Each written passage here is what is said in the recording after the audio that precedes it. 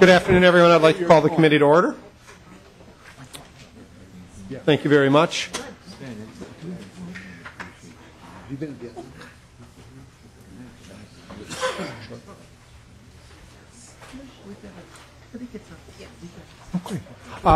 First order of business on the agenda is approval of the minutes of our January 23rd meeting. Representative Carlson moves approval. Any discussion? Hearing none, all those in favor signify by saying aye. Aye. Opposed? Motion prevails. Thank you. This afternoon, members, we have Commissioner Franz before us to review the property and local tax dimensions of the governor's budget proposal. My intent is to limit discussion to that proposal. There originally had been an idea that we would then go on and accept public testimony, but I've gotten comments from several folks who likely have opinions on the governor's budget that it makes more sense to wait until there's actual language before the committee for them to come in and testify. And as I've explained to members of the public in the past, we don't actually talk about ideas here. We actually talk about language. And I recall my previous committee where we spent a vibrant half an hour discussing and versus or in one sentence in a bill. And it was a legitimate, real conversation. And it drove most of us crazy, but it was a legitimate, real conversation. So if we are able to get through the governor's budget presentation today, we will not have to meet tomorrow, which is always an added treat around here. With that, Commissioner, welcome to the Property Tax Division. Thank you very much for taking your time out of a busy day, including you got through the Senate committee, I understand, with a little blessing there. On to the full Senate now. But welcome to the committee, and please proceed, identify yourself for the record, and proceed with your presentation. Mr. Chair, thank you very much. Myron Franz, Commissioner of Revenue for the state of Minnesota. With me is Eric Ouellette, the Director of our Property Tax Research. Thank you for your kind words, and I do appreciate the action by the Senate. It was a very honor to be approved by the Senate committee. What I will do in order to get to the heart of the matter here, I'm just going to do a very, very brief introduction and then get right away into the elements of the property tax elements. And then what we'll do is, after I sort of explain the major pieces, then Eric will walk through some of the data specifically about the LGA formula, so we can get into that, because we really want to make sure you all have time to take a look at this and ask questions. So the task that we had, like I said, I'll just take a minute to open this up. The task that we had in terms of the governor's direction and coming up with a budget and a tax reform proposal was to solve the ultimate problem. The ultimate problem being the $1.1 billion deficit, the making investments in Minnesota in education and health care and infrastructure, and also solving the long-term structural problems so that we would not have a deficit in the next biennium. So this budget proposal, which the property tax components are part of, really do those things. They solve the budget, make investments, and provide for a surplus in the next biennium sufficient to pay back the school debt. So the debts are paid back.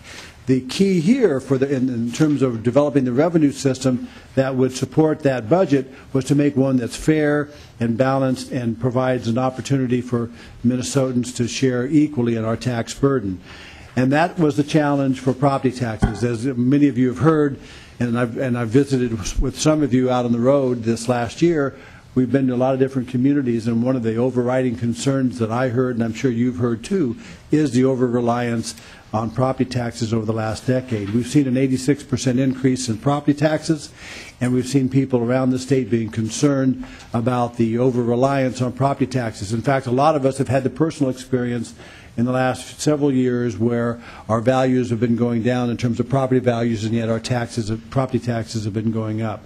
So this decade-long continuing rise in property taxes is a real concern.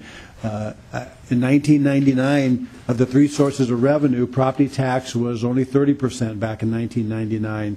Sales tax and income tax made up the other 70%. In 2010, property taxes became 40% of those three sources of revenue.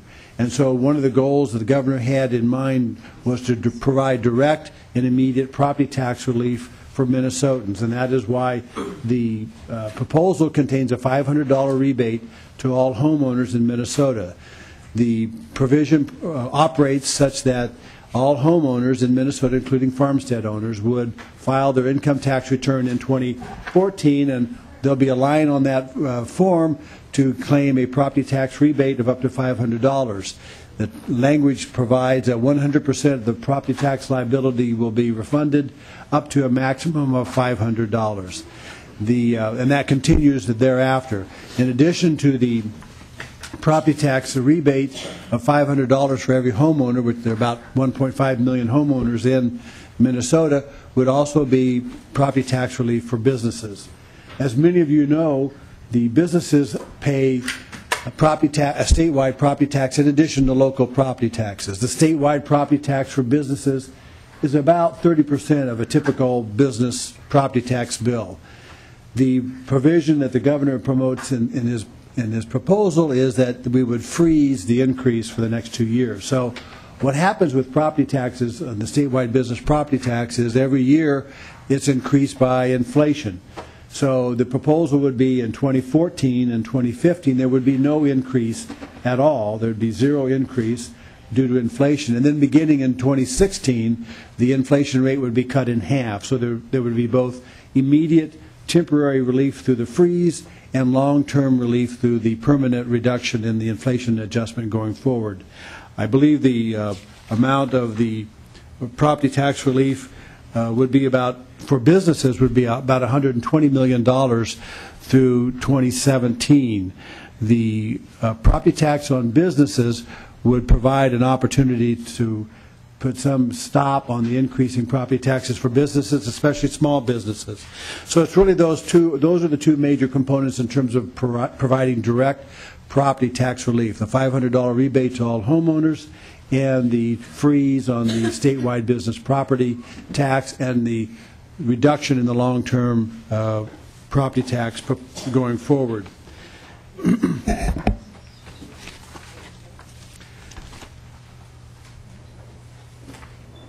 The property tax rebate of $500 to each homeowner would constitute about a 22% reduction in homeowner property taxes around the state. The other portion that I want to mention, although it's not part of the governor's proposal, is the effect on the two property tax refund mechanisms that we currently have in law. As you know, we have two programs that provide a release or a relief mechanism for property taxes. The first one is the homeowners property tax relief program, refund program based on income, and if you have a certain level of property taxes based on your income, you can receive a property tax rebate or refund. In addition, there's a renter's refund credit as well for renters that are based on the formula that we've determined that constitutes the amount of property tax they pay as part of their rent, and in addition, based on income, you can get a refund there as well. The governor recommends that these two programs continue in their current form and would fully fund those without any changes in those two programs. The next portion that I want to get to, and I'll let Mr. Willett talk here in just a moment, and that is the local government aid and the county program aid. The last piece of this property tax proposal is to increase the investment in local government aid by $80 million for city program aid in 2014 and thereafter, and $40 million for county program aid beginning in 2014 and thereafter. It is our belief that the cities and counties, local units of government, have really had a difficult time the last 10 years as we've all struggled both at the national level, the state level, and even in our own personal lives. We've struggled with the challenges of two recessions, especially the most recent recession. We've seen a real decrease in the amount of money and funding that's been sent down to the local units of government. They've had to endure these budget cuts. They've had to cut services. They've had to increase property taxes in some situations. So one of the reasons that the governor felt really compelled to make this proposal was to make sure that we invest in cities and communities, once again based on need. We'll go over a little bit more about the factors and the formula in terms of how that need is distributed based upon the need that we've determined through a formula, and also based upon the inability of some jurisdictions to have a property tax base that actually provides enough revenue to support those needs. So these, all of the property tax components begin in 2014 with the property tax rebate beginning in 2014 to homeowners, the local government aid and county program aid being increased in 2014, and the statewide business property tax being implemented, the freeze, in 2014. I think at this time, unless there are questions before we get into a general discussion about the local government aid, we can get into the formulas and the background in terms of how we came up with that proposal, Mr. Chair. You know, Commissioner, whenever you ask if there are questions emerge. Representative Hertas. Thank you, Mr. Chair. Mr. Franz, just a couple questions of clarification. First, regarding the issue of the $500 rebate to property taxpayers. Is it my understanding that that is a one-time rebate, that's not a perpetual rebate? And secondly, when you mentioned there are 1.5 million property taxpayers, are those unique specific property tax IDs, or are there in fact an anticipated 1.5 million residential homesteads that will receive this benefit? Mr. Commissioner. Mr. Chair, Representative, there are in fact, we estimate about 1.5 homeowners that would actually receive the $500 rebate, or 100% of their tax liability up to $500. So those are the numbers that we actually estimate that would be in the property tax proposal. It is an ongoing program. The governor was really concerned that we don't do any one-time shifts, that we wanted to make a permanent reduction in property taxes in this state, and this is an ongoing program that would continue beginning in 2014. Representative Hertas. Thank you, Mr. Chair. The second question relates to that regarding business property. With the general property tax levy currently in place, and you mentioned that it would be frozen, I would like to have you clarify the formulation of how that is applied, because if in fact we are emerging from a recession and if property values start to recover, will these business owners in fact see an increase in the general property tax levy based on increased value? Commissioner. Mr. Chair, Representative, one of the issues that we've looked and examined quite carefully is the interplay of market values that change over time. As we all know, during this last decade, we've seen some increases in property taxes initially in values, both values and taxes, but also we've seen some decreases in values.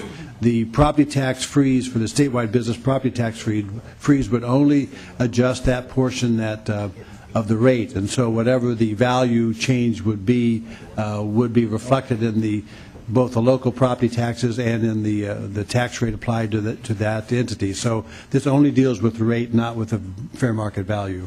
Representative Hertas. Thank you. And the last question regarding your opening statements about the proportion of property taxes revenue to the overall revenue. As a past mayor, we know that about 93 to 95% of most smaller towns and cities rely on the property tax levy for about 95% of their budgets. And in a time of recession, thank goodness for the property tax levy, because that's the most stable of the revenue sources. Obviously, when we're in a recession, income goes down, so do tax collections as a result of that income going down, as well as sales tax receipts go down. So to say that in 2010 the property taxes have increased and represent 40% of the revenue, I would argue that, in fact, the other revenues are down. Commissioner? Mr. Chair, Representative, I think one of the things that when we examine the relationship of the property tax, the income tax, and the sales tax in relation to one another over the years, clearly they change every year, and they change every year based on economics and property value and whatnot. But it's been a clear trend since 1999 to see the ever-increasing property tax in terms of more and more reliance on that as a source of revenue. So our concern has been that by not adjusting or being upfront about some of these other taxes, income taxes or sales taxes, that we've let the pressure slide more and more and more to property taxes. So the citizens around the state, both in terms of talking to the governor and to me, were very adamant about the fact that not only is the trend disturbing to them personally, but also the sheer volume or the sheer magnitude of property taxes. So the response to the property tax rebate of $500 to homeowners and to businesses was really one of trying to recognize that this is not just a perceived problem, but a real problem with Minnesotans, and we wanted to address that as directly as we could. And I think the other thing that we have to realize, as you mentioned, that these things do change in relationship over time based on economics, and clearly that's one of the reasons why we think it's smart in terms of Minnesota to rely on 3 sources of revenue and not just 2 or 1. I mean, obviously South Dakota relies on 2. They have the sales tax and they have the property tax. And so we believe that stability and predictability and sustainability are enhanced by making sure that the relative values and the relative importance of these taxes stay fairly close to one another over time. And that is one of the reasons why, in the next biennium, we think there's enough revenue not only to have a surplus, but also to pay back the entire school shift. So we look at these 3 taxes in relation to one another, and you're right, they change over time based on economic factors, and they change every year. But we think the balance is appropriate, and the balance is important, and that's one of the things we're trying to achieve. Mr. Chair. Representative Torkelson. Thank you, Mr. Chair. I'm a little confused on the statewide business property tax. I need a little clearer answer on just how that operates, and if you could clarify that, because my understanding was that there's a statewide business property tax raises a set amount of money, and that the relative values do not change the amount of money raised. Is that not correct? Mr. Willett, please identify yourself for the record and proceed. Mr. Chair, members of the committee, Eric Willett from the Department of Revenue. Representative Torkelson, you're correct. The statewide business tax is a dollar amount levy that is spread on the taxable commercial industrial tax base throughout the state. So under the proposal, under current law, that levy grows by the rate of inflation each year, and it is spread on all the business taxpayers in the state each year. So if the amount of business tax base is growing faster than the rate of inflation, then the tax per dollar value on businesses is going to go down. What the proposal does is it halts that increase in the levy for 2 years, and then it makes future increases smaller than they are under current law. So an individual business, if their value is growing more quickly than the average value of businesses around the state, their portion of that state levy will grow, and the other businesses' portion will get smaller. But it will raise that total dollar amount that is set in statute. Does that answer the question? Representative Torkelson. Thank you. Yeah, I believe that's much more clear. So you're eliminating the inflator clause for just 2 years, and then you're going to go back to this system of where we continuously raise the amount of property tax raised on the backs of our job providers automatically, no matter what's happening to the economy. Is that correct? Mr. Willett? Mr. Chair, Representative, the proposal is that after the 2-year freeze, it will be, the business levy will increase by half the rate of inflation. So it will still grow, but it will grow half as quickly as under current law. And it grows, Representative Torkelson. Thank you, Mr. Chair. And it grows every year. You have a 2-year, I don't know what you call it, but a 2-year pause in this inflation, and then you're reducing the amount, but it's still going to increase automatically. That's correct. Mr. Willett. Thank you. Representative Runbeck. Thank you, Mr. Chair and Commissioner. Heard your statements now several times, of course, in the press as well. I really think that these, first of all, claims regarding the tax relief for corporations and our businesses, pretty overblown. I mean, I think if this number is right, when all is said and done, there's actually a $5 million increase to businesses as a result of all of the interactions of the different changes. So really that's non-existent, okay? That one's seems to me to be just a talking point. Also, with regard to the property taxes, 86%, I keep hearing 86% increases. And I think it's kind of a function of how you've started the numbers. You know, if you look at 2001, we had about $5.1 billion in property taxes that year. Then it went down due to the big overhaul in 2001. So really, if you start at $5 million, go on up, you really look at a more like 60% increase over a decade. So just to make sure you know that, I think Commissioner, I don't know. Commissioner, I'm hearing two questions there. Then one. No, I'm making comments, Mr. Oh, I'm sorry. I thought Yes, these were I'm not questions, finished. Representative Runbeck. And then I think, first of all, residential homeowners in Minnesota. I mean, we rank about 28th in terms of residential property taxes. We do pretty well at this stage before the changes that you're making. So my view is that this is really an effort to increase spending and increase government. I don't think you're doing much at all to reform what's going on in property taxes. This is no reform. This is just more of a license to spend. But I would point you to the trend in spending then for property taxes over the last 10 years. Really, when the growth in property taxes was the smallest was when government was subsidizing local governments to the smallest degree. So you had 1%, 1.9%, 2.1% increases in those years when, in fact, revenues were limited. And local governments were required to live within their means. We got reforms. We got a lot of good changes going on. And I think it's the start of something. And I think you're absolutely turning it around and saying, look, we're just going to dump more money because that's what's been, the pattern. So that's my comment. I guess it's a comment. Commissioner. Thank you. Mr. Chair, well, thank you for your comments. I think one of the things I'd like to respond in terms of making it clear about the property tax rebate and why it's so important. And whether it's 60% or 80%, I think one thing is crystal clear across Minnesota, and that is Minnesotans want some property tax relief and feel that we need to have some property tax relief. And I think the property tax rebate of $500 to each homeowner, and in addition, the property tax relief for the statewide business property tax are direct relief components that provide property tax relief to both homeowners and to business owners. And so I think if you feel that that is not a proper way to address the concerns of Minnesotans, there's certainly other things we can do. But one of the things that the governor has made clear is that if we're going to have a system where we can balance the budget, pay for investments, and also pay back the school shift, we're going to have to make sure that people are committed to that system. And property taxes can be one of the most unfair taxes in the sense that property taxes can go up without regard to your income going up or down, or without regard to your business income going up or down.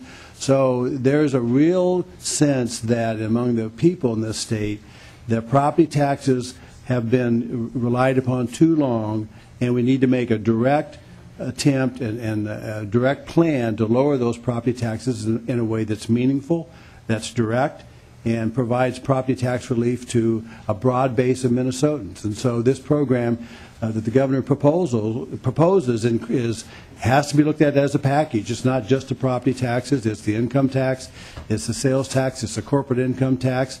They all together solve the budget problem, make investments in Minnesota, pay back the school shift, and balance the budget for this biennium and the next biennium. And I think the property tax rebate component of $500 for each homeowner is a very important part of that component or package. Mr. Chair. Representative Runbeck. Follow up, please. I mean, I think what we're seeing is we're raising the income tax to subsidize, property taxes, which of course is what's been done for decades. But raising the income tax is the most unstable source of income, and in here we hear this is all about stability, but really you're actually raising a piece of the puzzle that is the most volatile, that is the most subject to the roller coasters that you like to talk about. To me, that doesn't seem very responsible. Commissioner? Mr. Chair, Representative, actually income taxes have not been raised over the last decade. In fact, they were lowered in 1999 and 2000. At that point, the highest income tax rate in Minnesota was 8.5%. It was reduced. Chair, I think you're missing. Representative Runbeck, let's let the Commissioner complete his statement. Missing my point, but. Well, then we can get back to that, but let's let him miss your point before. Okay. But before we can confront him for missing your point. I can miss the point with the best of them. All right. But the point being that the income tax, regardless of whether it's the most volatile or not, doesn't mean that you don't try to enhance it and make it generate more revenue in a more fair way. So I think one of the issues in the income taxes is the rate reduction in 1999 and 2000.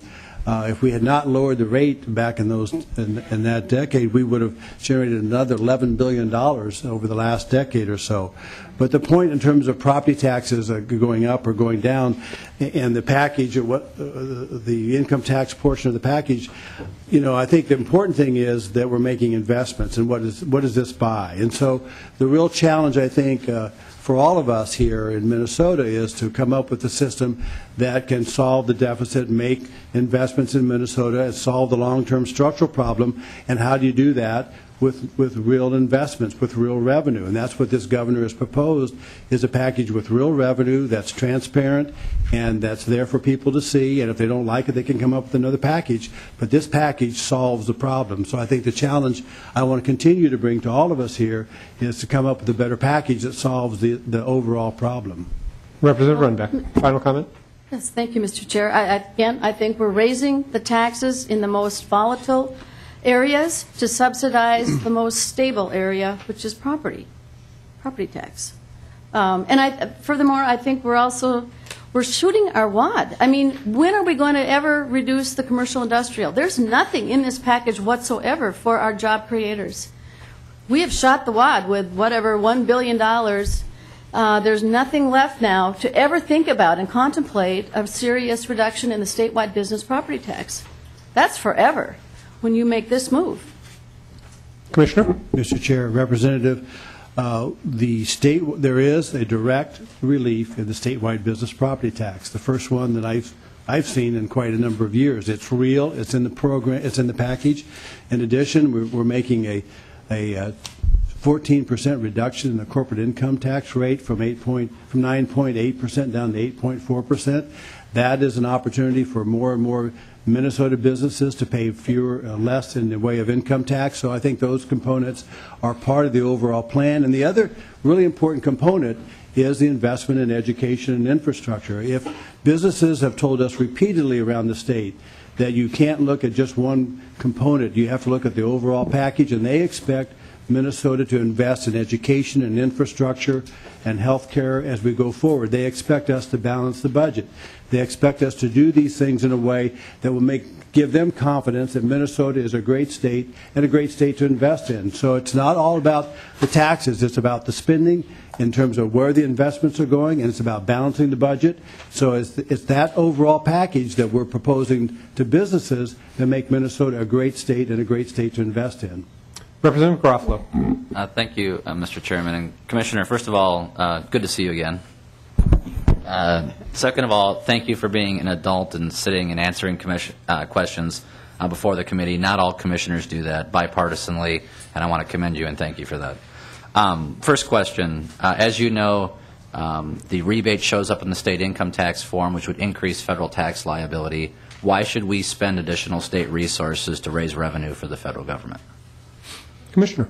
Mr. Chair, Representative, the overall effect of the rebate is actually a wash on the income tax return. I'll have to get more information about that, but remember that that's part of what you're deducting the taxes that you pay in 2013, and that's part of your reduction, but then you turn around and get a credit for this rebate. So it's pretty much a wash on the federal income tax return. Mr. Chairman. Representative Garofalo. Mr. Chairman and Commissioner, for those who itemize their taxes, this will increase their federal tax liability. So for those in the 25% bracket, 25% of their credit will go to higher federal taxes. For those in the 15% bracket, 15% of their rebate will go to the federal government in the form of higher taxes. That's how you're familiar with how itemized taxes work. I hate to do this to you, but I'm right, aren't I? Commissioner? Mr. Chair, Representative, no. I mean, as a matter of fact, what happens if you itemize, you also deduct the taxes that you paid. which include property taxes. And so you both have the property tax that you paid. You pay those property taxes in 2013, and eventually you get to deduct those at one point. So when you claim the rebate, then at that point it's kind of a wash. Mr. Chairman? Representative Garofalo. Commissioner, so what you're saying is the only way that this is revenue neutral at the federal level is there would have to be $500 of additional property tax increases to offset the $500 in sales tax rebate. You can't have it both ways. If the property tax, you have an existing baseline law, and you are reducing it with a deductible, you are reducing the deductions by $500. Therefore, your taxable income is raised by $500, and whatever tax rate you are at the federal level gets increased by that level. So before I go to my next question, I just want to make sure you understand how itemized deductions work. I know you do. So I'm right that if you take itemized deductions, reduce it by $500, whatever tax bracket you're at, your federal tax liability goes up by that much. Commissioner? Mr. Chair, Representative, but before you can get credit for the rebate, you have to actually pay the tax. And so there is a you actually do pay the property tax first, and you get the rebate on the return. So there is an offsetting element going on, both a deduction in taxes based upon paying the tax initially and then getting the rebate. Mr. Chairman, and Representative Garofalo. And just to be clear, we already pay the property tax. All the residents across the state of Minnesota already get these deductions. The mechanism you're putting in place, it doesn't affect that property tax level being paid. You are bringing in an additional income tax rebate. It's on the income tax form, correct?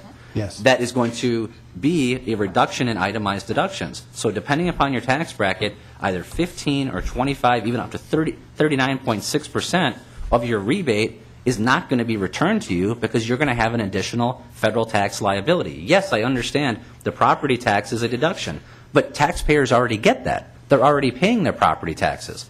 The mechanism which you've chosen to give a refund to taxpayers is not one that this, on a bipartisan basis, Minnesota did with the sales tax rebate.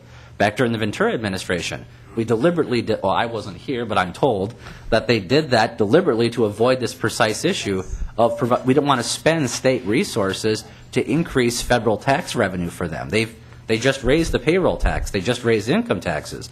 So I guess before I can get to the second question of asking you why you didn't do it that way, do you understand what I'm saying, that people are already paying property taxes? If the only way they would maintain those level of deductions is if property taxes went up by $500, which kind of defeats the purpose of the rebate. By providing an elimination of a deduction, you are transferring revenue from state coffers to the federal government. Does that make? Am I right about that? I just want to make sure before I move on to the second part. Commissioner, we're waiting for Representative Garofalo to move on to the second part. Mr. Chair, Representative, remember when you pay your property taxes in 2013 and you want to claim them on your federal return in 2014, so there is a deduction on your federal return for the $500 that you paid in 2013. That is on, you claim that as an itemized deduction on your 2014 income tax return. It's true that you have to turn around then and include the rebate that you're getting for that, but it's a net wash on the federal return because you're both deducting the $500 you actually paid in 2013, and you're also taking credit for the $500 rebate. So it's a wash on the federal return. Mr. Chairman? Representative Garofalo, can you guys just step out in the alley and finish actually, this? No, this is actually. Listen, first of all. Representative Garofalo.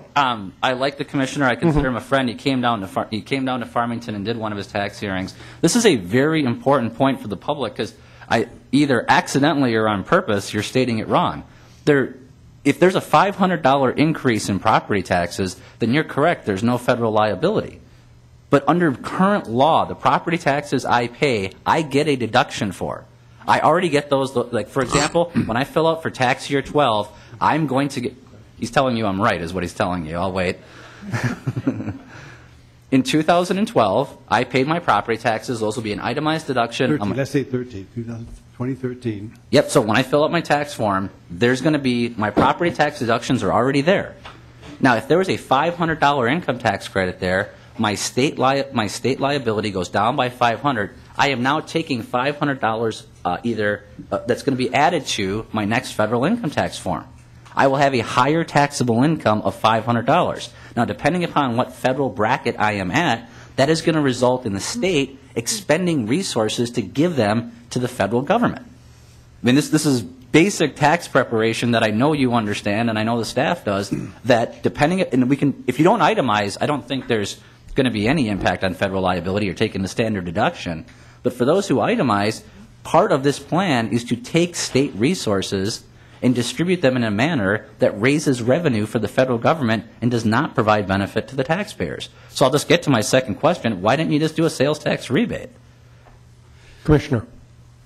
Mr. Chair, Representative, well, we considered a lot of different rebates in terms of whether it should be sales tax or property tax, but I'm afraid I do have to go back to you on this point.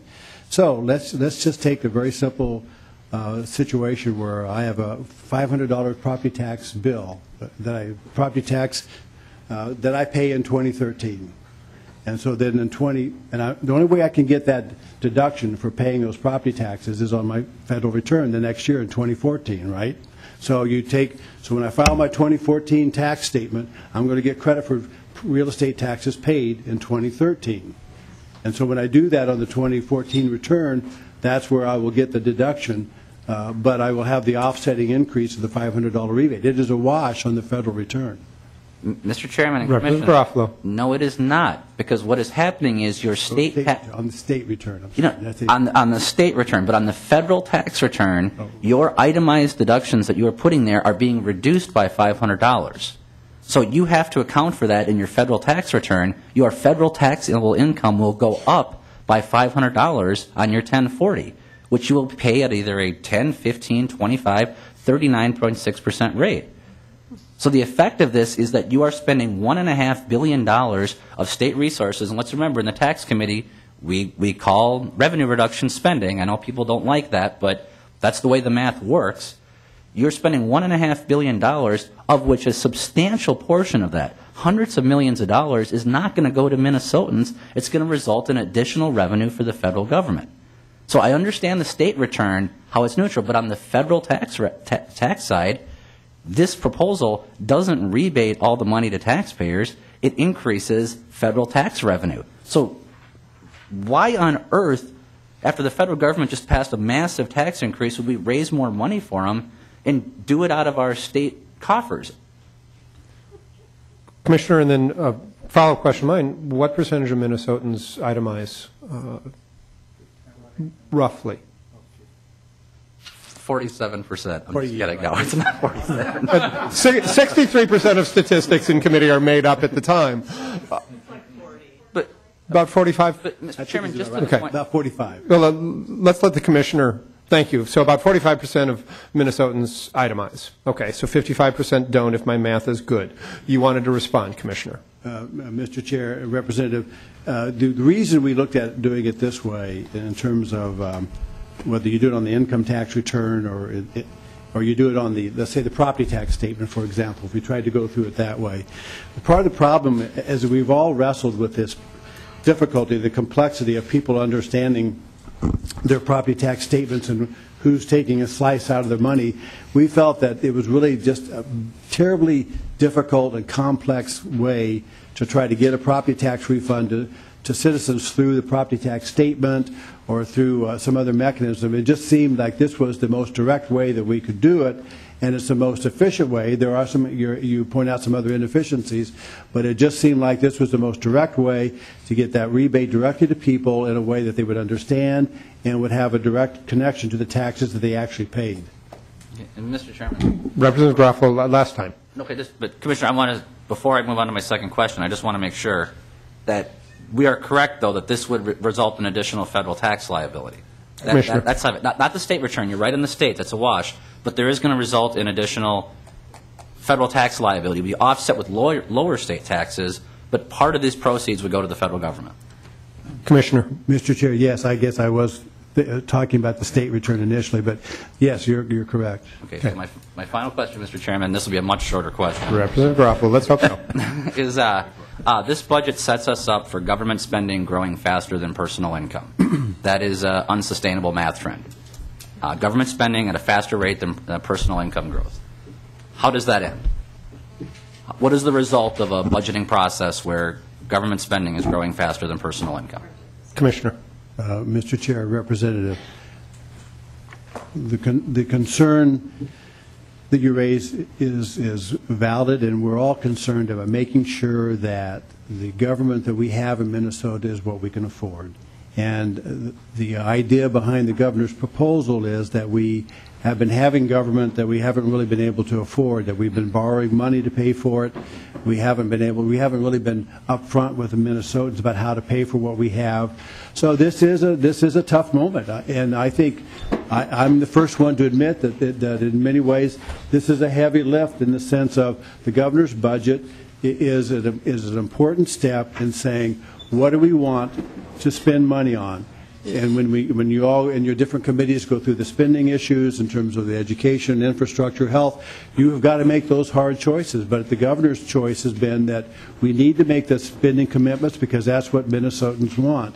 And they want that in a way that's funded fairly and directly. So you raise an issue that I think we all have to face is how do we meet that challenge to invest and do the things that people back in all the districts want you all to do, and do it in a way that's sustainable and enhances growth. And so the governor's plan, we think, does that. And so that's what we're trying to do. I appreciate your indulgence, Mr. Chairman, and I hope the committee and the public are more well-informed as a result of the Commissioner and I's exchange here. How could they not be? Representative Marquardt. Well, thank you very much, Mr. Chair. And Commissioner Franz, I want to thank you for your leadership and the governor's leadership on putting this plan together. You know, the property tax reduction in this proposal is significant, and I think a game changer, because what the governor and you are saying right now is that, unlike what's happened in the last decade when we've tried to balance the budget, is that we're not going to push the state's problems onto the backs of property taxpayers. And this is the first budget in a long, long time that hasn't said we're going to push more property taxes onto the property taxpayer. And it's significant. I mean, we're talking about $500 per homeowner. And, you know, when you break that down a little bit, I'm thinking now even along the border, but in rural Minnesota, that's about a 33% cut in property taxes. And right now, North Dakota, with its huge surplus, is looking at putting in about a total of $700 million into property tax relief. That will have a huge, significant, problem along the border, you know, Moorhead and Breckenridge and East Grand Forks and Dilworth and all those areas. Because right now, that's kind of the one advantage we have, is when you look at everything, the property taxes are lower. This would really be able to keep up with that if, in fact, North Dakota does that. But also, it's also addressing a problem that we've had, and you indicated when you had your three-legged stool out and about, and I think I attended a couple of those meetings in the past year and a half. But, you know, since 2002, property taxes have gone up $4 billion. And while it's 80-some% overall, when you dissect that down to homeowners, it's doubled. It's a 100% increase. And when you dissect that down to farmers, it's a 150% increase. And, you know, I'm looking at the demographics, and we know where they're going. In District 4B, 21% of the residents there are senior citizens. 21%. And that's where those property taxes have been falling on. And when you look at stability, and I know we're just going to talk property taxes here, but you have all the baby boomers into, you know, big earning years moving into their retirement years, where their state spending or into taxes is much, much lower. And that's by broadening the base on the sales tax. Some of the other things you're doing is actually looking ahead into the demographics. And so I just think folks around the state have to step back and take a look at this overall plan and really what it does. Because as you've mentioned, it does put together into a package. But the property tax relief here is significant and very important. And one last comment I'd like to make is that when you look at job creators and you're looking into the future, you have to look at the investment side. Because we know, as you said earlier, in taxes, when you look at states around the union, those with the lowest taxes don't have the best economic development, and vice versa. And why do they locate? Why do we in Minnesota have more Fortune 500 companies per capita than any other state in the union despite our cold weather? It's because we've invested in those things that employers really want, and that is a well-educated workforce. That's number one. And I think as a state we should have a goal of having the world's best workforce. And this budget puts us on step to do that. The status quo does not. And so we can talk about a lot of different plans here, but we have one that actually moves us in the right direction and off of the status quo, which is not going to get us to the world's best economy or the world's best workforce. And so you have to look at those investments. And I thought I saw something when we talk about the price of government. You know, back about a decade ago, we were about 17.5% price of government. And that's how much we pay in state and local taxes versus our income. We're now down to about 15.5%, and I think this proposal still keeps us well below the 17% where it was a decade ago. And so just this idea that government is getting bigger in terms of the state and income, I just don't buy that. And I think we've seen the impact of us trying to tweak around the edges on everything and cutting certain areas in terms of where we're sitting in education and other areas. But so I applaud you for the package, and I know we can all look at various items and not like certain things or really like certain things, but I think you have to take it in its totality here, members, and I know maybe this is more for tax committee, and looking at what it does overall, but it does set up the springboard to allow the state to invest in those things that are most important to its cherished goals into the future. Thank you, Mr. Thank you. Representative Hertaus. Thank you, Mr. Chair. I'd like to get back to some of the data and the comments so we can kind of sort through some of this stuff rather than solely comments. Regarding the $500, in the information that I've read, it appears to me that seasonal recreational properties in greater Minnesota are included in the general business property tax levy. Is that correct? Commissioner? Yeah. Mr. Chair, yes, sir. Okay, thank you. I'm particularly concerned that these properties are not eligible for the $500 rebate as well. If you travel greater Minnesota, you'll see there's an inordinate number of lakeshore cabins for sale. And this is a problem that's driving down the values and the prices of lakeshore real estate and is a burden to all of those taxpayers. So that's not good for the economy of greater Minnesota. Secondly, with regard to the C-Corp rate reduction in income tax, it's particularly troublesome to me. I think that very much those of us in business clearly, like myself, understand without a doubt that probably, and I don't know what the statistic is, but I have to believe that a majority of the taxpayers in the business community are not C-Corps in Minnesota. I believe that, in fact, they're proprietorships, they're S-Corps, they're LLCs, and they're LLPs. And we're doing nothing to provide these people with incentives to grow these businesses and provide more jobs. Having a place at the table as a large company like Target or Cargill or 3M, they're all legitimate employers, but they have a place at a table, they have a voice, and they're getting C-Corp relief, while none of the small business people who are out there really trying to make a difference and survive and pay their property taxes are seeing no relief. So, you know, I'd like to see some fiscal impact on what it would mean if you took seasonal recreational property off of the general property tax levy, and I'd also like to see what impact it would do if you would reduce the rates for S-Corps, LLCs, LLPs, proprietorships, which flow through as ordinary income on their 1040s. I'm particularly troubled with a lot of the components of this expanding the base, contrary to my friend Representative Marquardt. There has been a long history in Minnesota, for those of us who are old enough to know, back in 1967 when we started a sales tax. You know, the whole mantra back then was it was going to be property tax relief.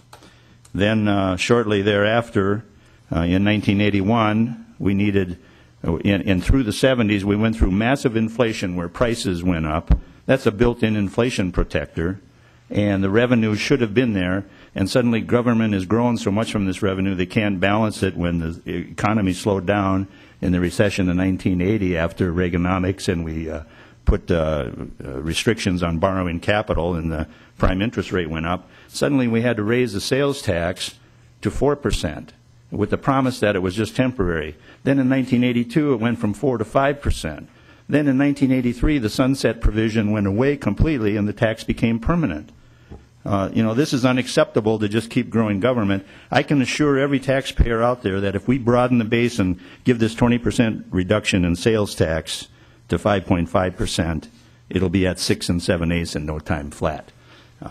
This is unsustainable, and the track that we're on, where we've got basically a state growth of 3% in our economy, and we're proposing 7.9% increase in taxes and spending. It's unsustainable. Most of us in business know you can't do that. So, Representative Hertas, was there a question in there? Well, for the Commissioner? I was wondering why the seasonal recreational property is not business property, why it's included in a general business property tax levy. It's not business property. All right. And then the S Corp, LLC, LLP, no relief unless you're a C Corp. Commissioner, I think a history lesson, perhaps. Mr. Chair and Representative, well, we believe there is relief for the C Corps, the pass-through corps. I mean, first of all, there is property tax relief for the business property that they own. They also may get a $500 rebate on their own home, and they also, for 94% of small businesses, will not pay any additional tax under the fourth tier income tax proposal. So we think there's a lot in the package for small businesses, but the most important part for small businesses really is the investment in education and training. I mean, I think small businesses, from what I gather, really depend upon the university system, the MNSCU system, our educational system, to make sure we turn out the best qualified, the smartest students possible to take these jobs. Because as a former small business owner, and I know you know this too, the importance of your employees can't be overstated. I mean, they're the ones that make your product, deliver your service. You've got to make sure that they're healthy, they can get to work, and they've got schools for their kids. So, I mean, this whole network of how we're all in this together, I mean, the governor's package really is important in making sure that we fund those priorities that small businesses want just as much as big businesses. But I think I'll just end on the one particular note, and that is the current course is unsustainable. If we don't do anything, that's what's unsustainable. We have a $1 billion deficit. We owe the schools $1.1 billion, and we don't have any new investments in education or infrastructure. So the governor believes the current system is unsustainable, and that's why he's prepared the package that he has. Representative Hertas. Thank you. Well, I understand that aspect of it, and certainly the three-legged stool has been loudly touted as a way to bring balance back to making that stool sit straight.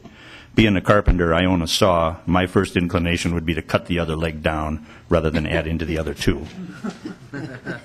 Representative Torkelson. Well, thank you, Mr. Chair. And thanks for the enlightening conversation.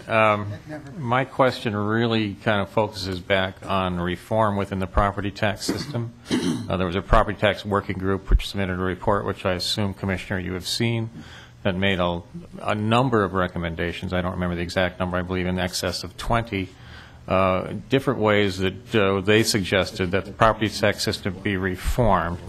And I believe I heard the governor talking about reform at one time also. And instead, you've chosen this idea of the $500 rebate instead of enlisting any kind of reform within the system. Can you explain the logic behind that? Commissioner. Mr. Chair, Representative, well, thank you for the question. I think it's a difficult one, to be honest with you, because the working group put together a lot of good information, a lot of great recommendations, and I know that this committee will delve into some of those, and we're happy to be a part of that discussion. But frankly, the decision about whether to make the property tax rebate program or to dive into more structural reform, simplification. As we all know, the system needs to be simplified. That debate was a hard one, but frankly, it came down to the decision that the first and foremost thing that we need to do is to convince Minnesotans that we can control property taxes, we can relieve the pressure on property taxes, and that once we get our budget in order and we have some surplus that we can spend more money on reform, we're happy to be a part of that discussion, and we're happy to have that discussion now. It's just that reform, as you know, Representative, it can be expensive sometimes, and so if you take the reform measures and try to reduce some of the classifications, reduce some of the simplification, it can be very costly because of the fact that some people's property taxes, a lot of middle-class people's property taxes would go up. So it was a difficult decision. It's one we didn't make lightly, but we made one based on priority, and that was reducing the reliance on property taxes first, and property tax reform simplification is certainly high on our list. Representative Torkelson. Thank you, Mr. Chair. Well, it just seems to me if you're going to invest $1.4 billion into the system, you could afford to make some reform. And I'll leave that at a comment. Another question, getting back to some of the inner structures of property taxes. We've seen, I'm a farmer. I own some land. We've seen dramatic increases in the property tax burden on ag land here in the state of Minnesota. Farming is a business, too. Where in your proposal is any relief for ag land? Commissioner Franz. Mr. Chair, Representative, well, obviously the homeowner, the $500 rebate for homeowners and farmsteads would apply to those folks who have homesteads own their own farm and the farmstead. But I think one of the issues that we looked into in the agricultural business is that industry is doing fairly well right now, and there is pressure on farmers with the increasing values on property taxes. But we felt that in the current economy, that the exemptions that already apply in the farming industry in terms of equipment and various exemptions that exist, we felt that industry was adequately covered at that time, and we didn't feel the need to add any new changes to the farming industry. So we really chose to go after an opportunity for the farmsteads to receive the $500 rebate, but that was the extent of our reach into that industry. Thank you, Mr. Chair. Thank you, Representative Torkelson. Representative Linchevsky. I'll pass. Thank you.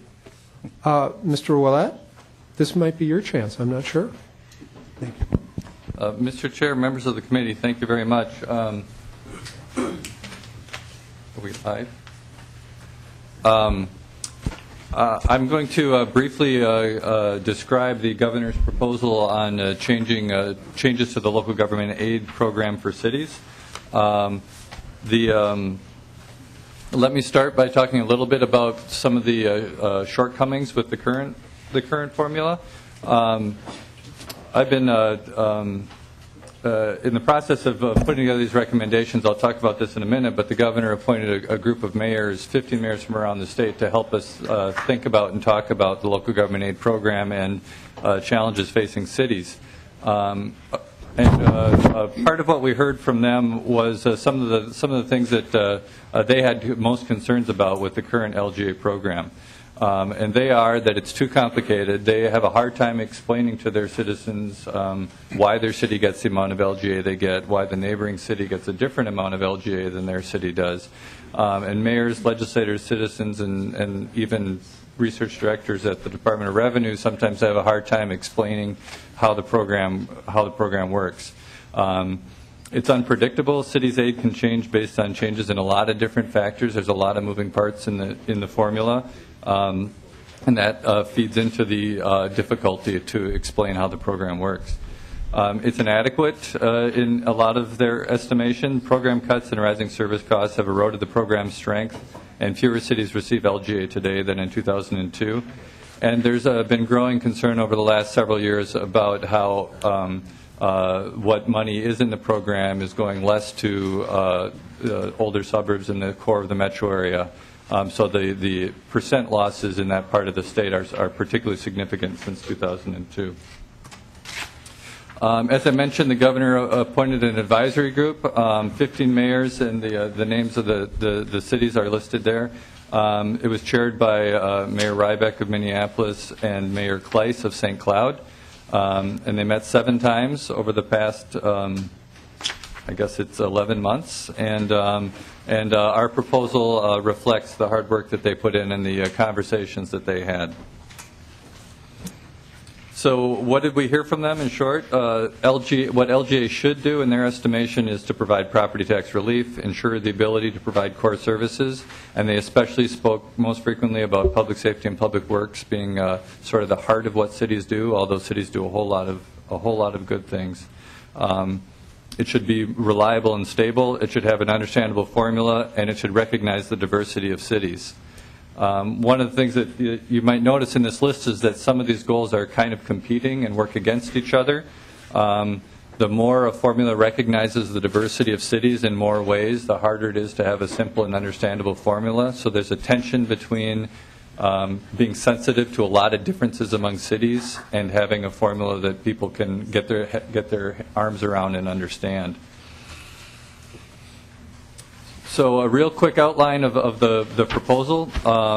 Fewer formula factors, 3 instead of 7 between the large and small cities' current formulas. We boil it down to 3.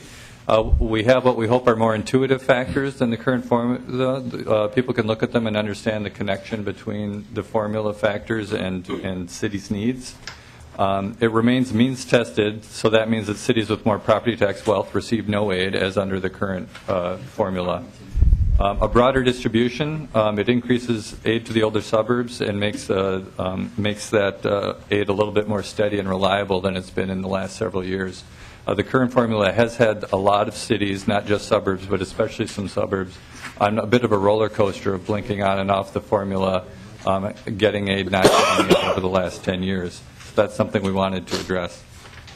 And it increases the appropriation by $80 million, which represents a 19% increase in the program, which would provide more tax relief in these cities. I'm not going to read all these, but here's a list of the current LGA formula factors. There are 2 separate need formulas, one for large cities and one for small cities. And between them, there are 7 different data points that are used. In addition to these 2 need formulas, there's also side pots for small cities, regional centers, and jobs, and as well as a couple dozen special provisions for individual cities. Here's what the proposal is before you. 3 factors rather than what you saw on the previous slide. The main determinant of need is a population factor that is based on public safety and street spending, and I'll get into that a little bit more in a minute. But this factor identifies need for cities that ranges from about $200 to about $500 per capita. There's 2 additional identifiers of need that attempt to identify conditions in some cities that would require them to spend more than the average city. There's a measure of tax-exempt property. We hear time and time again from city officials that cities that have a lot of tax-exempt property have to provide additional services to properties that may bring in a lot of visitors or have a lot of activity on it, but doesn't provide any property tax revenue. Additionally, there's a need factor for pre-1970 housing percentage, and this is something of a carryover from the existing formula that has factors for pre-1940 housing. That factor has been in place since the 1993 formula, and we update it to use pre-1970 housing. And both the tax-exempt property and pre-70 housing percentage factors can give assign additional need to cities that ranges from $0 to $130 per capita. And I'll go into each of these factors in a little bit more in a minute. One of the main results one of the main differences between this need formula and the existing need formula is that the variation among cities gets smaller. The current formula has quite a range between the highest need that some cities get assigned and the lowest need that other cities get assigned. So this kind of complicated chart shows the blue dots, which is the need for across the bar is population.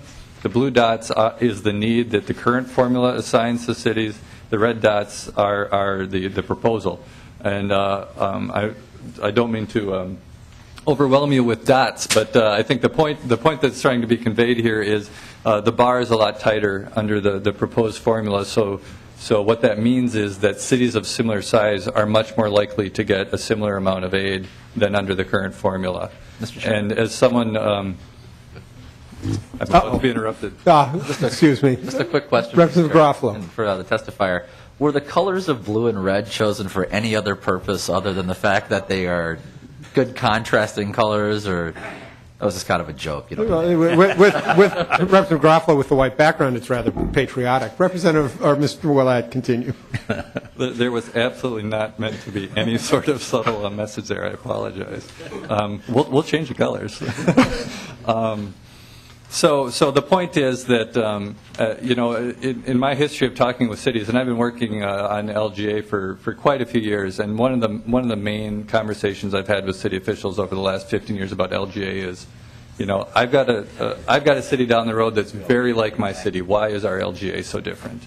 And I can't count the number of times I've had that conversation. And there are still important differences being picked up in this proposed formula. But the range of difference is much tighter. So you're less likely to have that conversation, and the differences won't be quite as extreme. So this chart shows the city's 0 to 1,000 population. The next one is 1,000 to 20,000 population. And I would note that you'll see a lot of blue above the red in the 1,000 to 2,500 range. And there is a kind of a quirk in the existing formula. The way the existing small city formula measures population really assigns a high need to those cities in that population range. And so that's where you see the most significant difference between the need that's measured in our formula and our proposed formula and existing law. And then again, here's the same chart for the largest cities. There are much fewer cities in the high population areas. But again, you'll see some tightening of the extremes. Mr. Willett, one moment. Representative Erickson. Thank you, Mr. Chair. And Mr. Willett, has the state ever guaranteed increased LGA when they have increased the appropriation? Has that ever happened? Mr. Willett. Mr. Chair and Representative Erickson, I think you're referring to the transition mechanism, which I'm going to get to in a little bit. Okay, I can wait for you. I will come back to that question. Thank you. Thank you. So just to get a little bit more detail on the proposed formula need. So there's the three factors.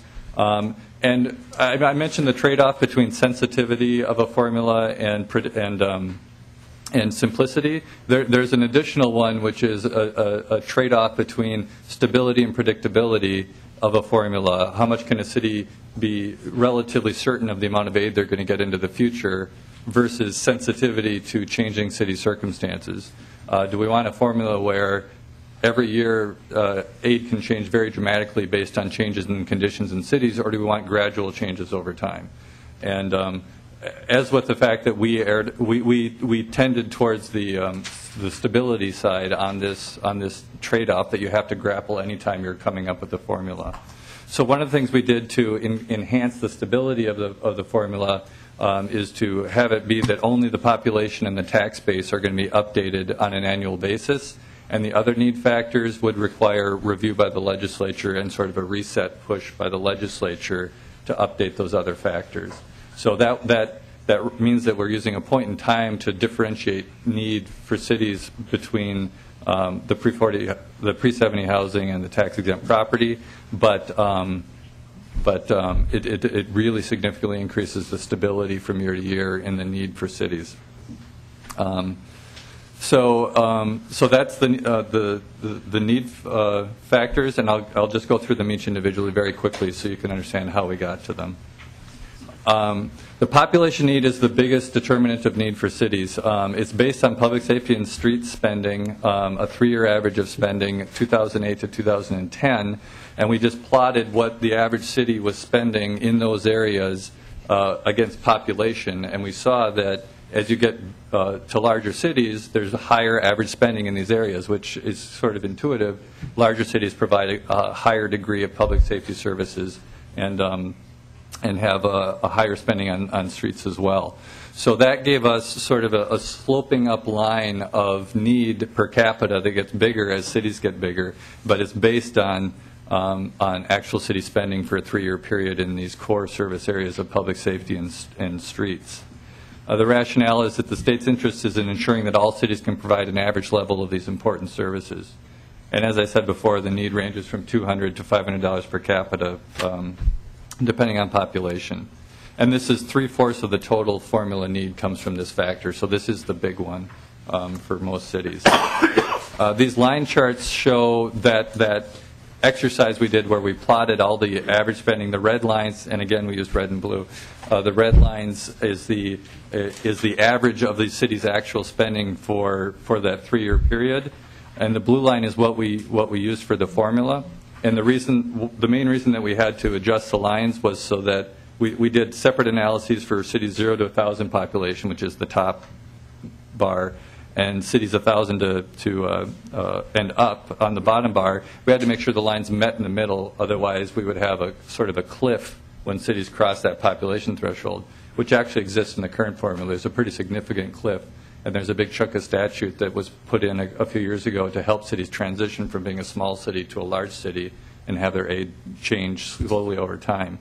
By having the lines meet at the 1,000 population, we don't have to worry about that cliff effect. The second factor is tax-exempt property, and in our proposal we're using the count of parcels that are exempt rather than the value. We do a survey of counties every 6 years to get data on tax-exempt property, and they send us information on all the parcels in the state that are tax-exempt. One of the concerns we had with the values is that a lot of tax-exempt property is the sort of thing that never sells on the open market, and it's really hard for assessors to put an accurate value on, and even harder for assessors in 87 counties to do it in exactly the same way. So to ensure that we have relatively comparable data across the state, we're using parcel counts, which isn't perfect because you can have a small parcel and a large parcel, and they kind of count the same in the formula. But rather than worry about the variance in assessment practices, which can be very significant with tax-exempt property, we're using tax-exempt parcel counts. And we did exclude the most of the municipally owned parcels, so they don't count because the cities have some control over how much tax-exempt property they hold. So it's just the non-city tax-exempt property that's included in the factor. One moment, Mr. Willett. Representative Nelson. Thank you, Mr. Chair, and Mr. Willett. So the thing you just said about small parcels and big parcels, would like the BWCA be counted as one parcel, or is that multiple parcels? Mr. Willett. Mr. Chair and Representative Nelson, if the BWCA were within the boundaries of a city, then it would depend on on how it had been platted out and stuff. Yeah, the natural resource lands would be a bigger problem, but most of that land is outside of city boundaries. But there certainly is variance in. You could have 2 hospitals, one of which was built on a raised block that actually has several parcels that make it up, and another one that was built on before it was platted, and so you would get a difference there. So again, it's not a perfect measure, but we felt, looking at both the value and the parcel data, that the parcels were going to be a little bit more uniform across the state. Representative Hertaus, were you wanting to be recognized? Thank you, Mr. Chair. Regarding the LGA formulation, I'd like to point out that with regard to parcel counts, one of the real problems that are present in my own district that I represent, the cities of Minnetrista, cities of Independence, cities of Greenfield, they have about 11 to 12% of their total taxable capacity or acre base is consumed by Three Rivers Park District. In other areas around greater Minnesota, the Department of Natural Resources holds large pieces of land, but they get PILT money. They get payment in lieu of taxes. The communities in western Hennepin County get nothing. You'll also notice, according to your formulations, most of the communities in my district also get nothing. With regard to the local government aid and the formulas that are there, it just seems rather odd that we should have so many zeros in these metro cities where other communities are getting $500,000 subsidies. If you really want to provide property tax relief that we just finished a discussion, we ought to be providing money to the communities directly. We wouldn't have to tinker around with $500 credits because local governments wouldn't have to levy as much property tax to balance their budgets. So if you really want to have direct relief without the marginal compensating tax rates of filing a return and showing the $500 as income, I think that's a more direct way and a better way to provide relief to all residents and not just selected residents based on this parcel count and how old the houses are. All of the cities that I've mentioned have very large land masses. They've got a large amount of roads to take care of. They're subject to a lot of transient traffic and problems of people commuting from the more rural counties into the jobs in the center metro. There's traffic issues, there's maintenance issues, and these communities typically that I'm talking about are 1,000 or 1,500 rooftops that have to pay for all this stuff. And even though they're classified as high income, the burdens are high. And I can tell you, as a past mayor there, the council chambers are filled if you try and ratchet these budgets up to take care of any of these things. There is a real need that's not being addressed, and the LGA is failing these communities. Mr. Willett. Mr. Chair, Representative, that it is true that there are a lot of cities that don't get LGA, and most of those cities would continue to not get LGA under this proposal. That has less to do with how we measure need than how we measure ability to pay. In the existing LGA formula and in this proposal, we do compare cities both on how much spending need they might have and on what their local capacity is. And a lot of the cities in your part of the state have more tax base per person than other parts of the state, and that is the reason. That's not meant to satisfy you, but that's the reason the formula works the way it does. Mr. Chair, just one follow-up. I mean, one component that's not taken into consideration, these are classified as high-income suburbs, but I would mind you that these high-income suburbs also have typically a 39% marginal tax rate as opposed to a 15%, and I think that the income tax rates ought to be a consideration that mitigates some of this high-income issue, because when you get right down to the burden of households, we've got excess property tax levies for school initiatives and all of the things that we're not getting, and the burden is high, and we're starting to see a migration of people leaving. Mr. Willett, let's see if we can keep going. Okay. The third need factor is pre-1970 housing. That's the percent of housing built prior to 1970 within the community. The rationale for having this is that older infrastructure must be replaced. Cities with older housing also generally have more poverty and higher public safety spending. Previous formulas used pre-1940 housing, but the maturing of the post-World War II suburbs indicates that maybe updating that factor makes some sense. There's a lot of when the pre-40 was put into the formula 20 years ago, so we thought we should update that factor,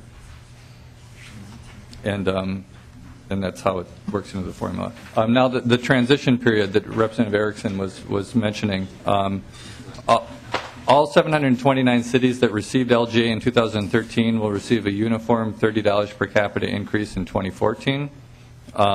So that's immediate relief to all the cities that received LGA in 2013. In later years, changes in each city's LGA is limited to $10 per capita, and that cap is in the current formula as well. Reductions are also limited to $300,000. That's also in the current formula as well. So the transition mechanism and the appropriation increase mean no city's aid is less than 2013 aid for 3 or 4 years, depending on whether their population is growing. And the idea with the transition mechanism was partly a priority of getting a recognition that LGA cities have had a rocky go of it the last 5 years with certification at one level and payment at another level, or cuts at the end of the city's budget year, and that a short-term increase in LGA would help them to stabilize their budgets and get ready to move forward in what we hope is a more stable period into the future.